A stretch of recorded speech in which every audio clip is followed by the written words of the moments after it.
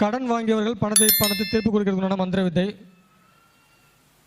கடன் வாங்கினவங்களோட துணி இல்லை அவங்க போட்டிருக்கிறத ஏதாவது ஒரு பொருள், காலடி மண், முடி, ஏதாவது ஒன்று எடுத்துக்கணும். வெள்ளை துணியில் அதை கட்டி கன்னி மூலையில் கட்டி வச்சிடணும். அதை மேலே வீட்டுக்கு மேலே கட்டி வச்சிடணும் கன்னி மூலையில்.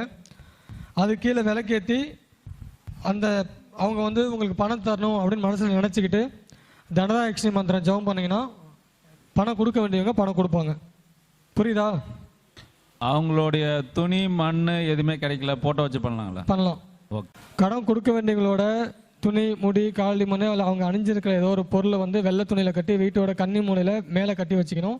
கீழே விளக்கேற்றி வச்சுக்கணும். விளக்கு செக்குலாட்டர் நல்லெண்ணெய் இல்லைனா இழுப்பெண்ணெய் ஊற்றி விளக்கேற்றிக்கலாம்.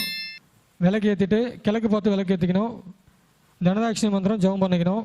அவங்க பணம் தரணும்னு மனசில் வேண்டிட்டு இந்த மந்திரம் ஜெபம் பண்ணிங்க அப்படின்னா பணம் கொடுக்க வேண்டியவங்க பணம் கொடுப்பாங்க.